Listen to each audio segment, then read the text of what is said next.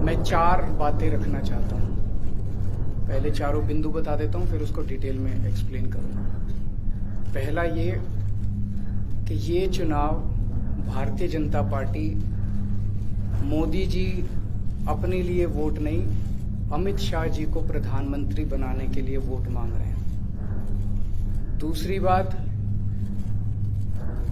योगी आदित्यनाथ जी को अगर ये लोग जीत गए तो योगी आदित्यनाथ जी को 2 से 3 महीने के अंदर उत्तर प्रदेश के सीएम पद से हटा दिया जाएगा। नंबर 3, इन लोगों की पूरी तैयारी है, अगर ये लोग जीत गए तो संविधान को बदल के SC ST और OBC का रिजर्वेशन खत्म कर दिया जाएगा। और नंबर 4, जो आंकड़े अब देश भर से आ रहे हैं वो ये दिखा रहे हैं कि 4 जून को इंडिया गठबंधन की सरकार बनने जा रही है और NDA को और BJP को बहुत कम सीटें मिलने जा रही हैं। अब मैं अपने सबसे पहले पॉइंट पे आता हूं।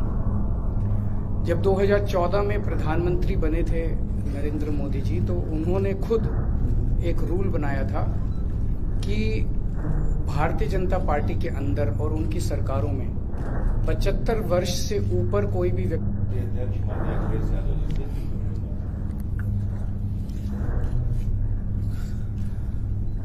आदरणीय अरविंद केजरीवाल जी का मैं धन्यवाद देता हूं। उन्होंने बहुत महत्वपूर्ण बातें आपके सामने रखी हैं।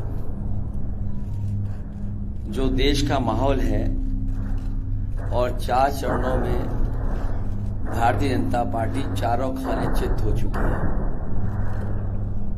और उनके आंसुओं की नदी उफान में है। भारतीय जनता पार्टी जो 400 पार का नारा दे रहे थे, अब समझ में आया है 4 चरणों के बाद,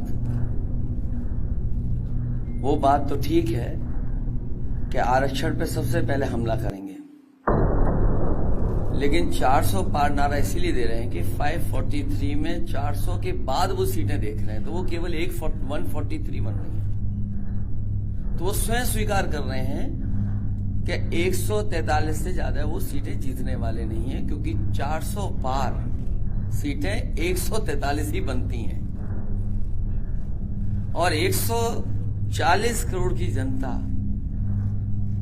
इस बार इन्हें 140 सीटों के लिए भी तरसा देगी।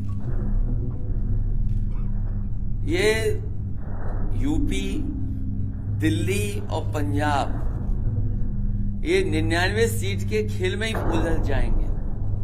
यहां कुछ इन्हें हासिल होने वाला नहीं है। रोटी कपड़ा और मकान की तो लड़ाई हम लोग लड़ेंगे, लेकिन रोटी कपड़ा और मकान से पहले हमें संविधान बचाना है। संविधान बचेगा तो लोकतंत्र बचेगा और बाबा साहब भीमराव अम्बेडकर जी का दिया हुआ संविधान ये हमें अधिकार, हमें न्याय दिलाता है। भारतीय जनता पार्टी की इस साजिश को आम लोग समझ गए हैं और इस बार सबसे बड़ी हार भारतीय जनता पार्टी की होने वाली है। अभी तक तो हम ये कहते थे कि ब्रह्मांड का सबसे बड़ा झूठ बोल रही है। अब लग ये रहा है हारने के बाद ये ब्रह्मांड का झूठ का